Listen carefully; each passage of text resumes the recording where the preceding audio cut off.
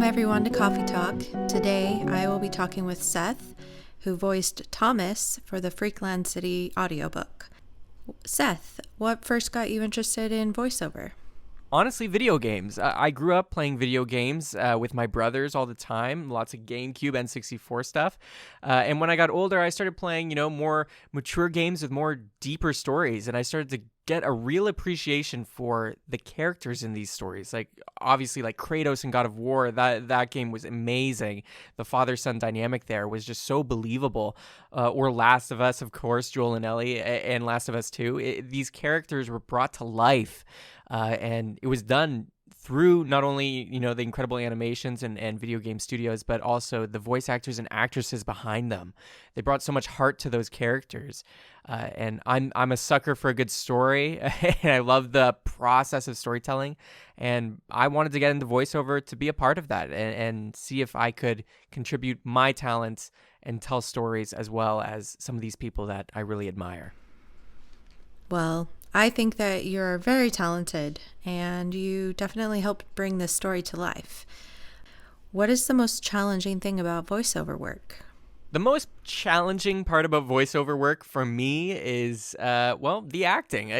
Voice acting and voiceover work is purely, it's not just reading. You have to emote and act, and that can be difficult sometimes when you're dealing with a really complex character.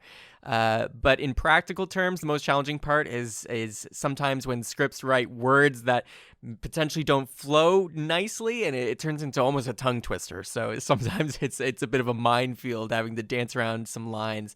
But thankfully on this Freakland project, it was a fantastic writing, so there was no concern of that. What was your favorite part about reading for Freakland City? My favorite part about reading for Freakland was honestly the character, Thomas.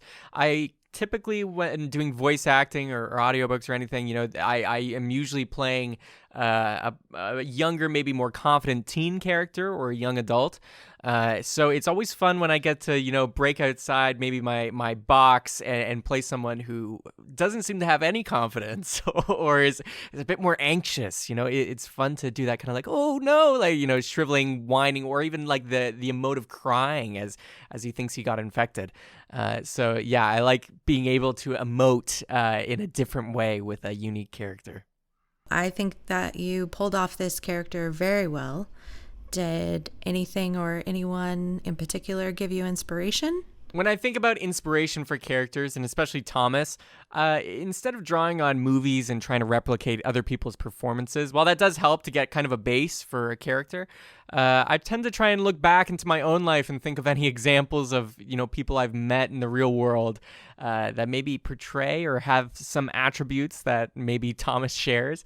I can definitely think of a lot of people, which will remain nameless in case they ever hear this, but people from my high school and university days, where, they're a bit more, scrappy, always trying to maybe look out for themselves, a bit more survivalist in nature and always watching their back and always kind of, a ball of anxiety and stress. Obviously, there's never going to be somebody who fits this exact scenario because, this is fiction. But I think you get the idea. Just getting in that headspace and drawing on the resources that you already have of real people, because I think that brings the most genuine, authentic performance. Do you feel like you're anything like Thomas? I'd like to think that I'm not like Thomas in many ways, but maybe a bit of a hypochondriac at some times. And of course, I think everybody has a little bit of anxiety. But I'd like to say that maybe I'm not as of a scummy behind the scenes kind of worker. I don't think I'm as maybe dishonest and always clawing my way through situations.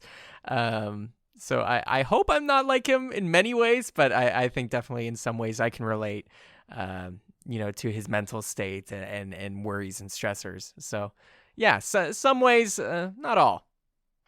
Oh, but I can relate to a lot of just the fear of seeing your boss. I get that. I get that a lot. I'm sorry, boss. They told me it would be done.